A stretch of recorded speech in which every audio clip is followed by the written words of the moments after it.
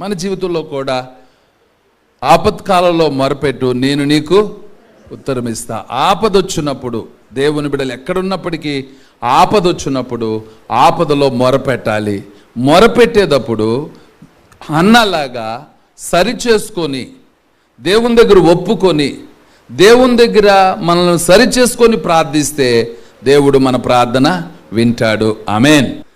ఎప్పుడైతే ఉన్న సమయాన్ని బట్టి మనకు బైబిల్ చదివి ప్రార్థన చేసుకొని శుభ్రంగా దీన్ని పడుకుంటామో ఆ దేవుడే ఆ వాక్యం ద్వారా, ప్రార్థన ద్వారా, ఆ దేవుని సందులో గడిపే ఆ సమయం ద్వారా మన మనసును దేవుడు సరిచేస్తాడు, లేదా మన పరిస్థితులన్నీ మార్చేస్తాడు. దావీదు తన దేవుడైన యెహోవా నామాన్ని బట్టి ధైర్యం తెచ్చుకొని ప్రార్థన చేశాడు. అప్పుడు దేవుడు ఆ ప్రార్థన విన్నాడు. ఈ వచనాల్లో చూస్తే దేవుడు విన్నాడు. విని ఏమన్నాడు? నువ్వు వెళ్ళు అన్నాడు. సరే, దావీదు వెళ్ళాడు.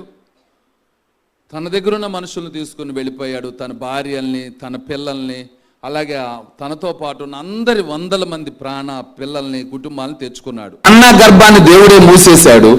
అన్న ప్రార్థన వలన, తన పశ్చాత్తాపం వలన, తన విధేయత వలన దేవుడే ఆమె గర్భాన్ని తెరిచి తల్లిగా దేవుడు ఆమెను 5 బిడ్డలను దేవుడు ఇచ్చాడు, ఆశీర్వదించాడు. దావీదు జీవితంలో తప్పిపోయాడు, కానీ దేవుడు తనని ప్రేమించే తన ప్రార్థన విన్నాడు, సరిచేశాడు. అలాగే శత్రువుల చేతులందరిలో నుండి దేవుడే దావీదును స్థిరపరిచాడు. ఆమేన్. మన జీవితంలో కూడా ఏ విషయాల్లో దేవుని దుఃఖపెట్టామో, ఏ విషయాల్లో దేవునికి దూరం అయ్యామో దేవుని దగ్గర ఒప్పుకొని మొరపెడితే దేవుడు మన మొర వింటాడు, మన ప్రార్థనకు జవాబు ఇస్తాడు. నమ్ముదాం, ప్రార్థన చేద్దాం. ప్రేమ కలిగిన మా ప్రియ ప్రిలోకపు తండ్రి, గనుడైన దేవా, గొప్ప తండ్రి, వందనాలు. నాతో మాట్లాడావు నాయన, నా హృదయం తెరిచావు నాయన, నాకు అర్థమయ్యేటట్టు చేసావు నాయన.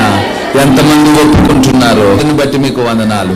మీరు మాట్లాడిన మాటలను బట్టి వందనాలు అయ్యా. ఈరోజు ఇక్కడ మీ సన్నిధిలో నుండి అయా సమాధానంతో వెళ్ళాలి, స్వస్థత పొంది వెళ్ళాలి, ఆరోగ్యవంతులుగా వెళ్ళాలి, లోకాన్ని జయించి వెళ్ళాలి, సాతాను జయించి వెళ్ళాలి.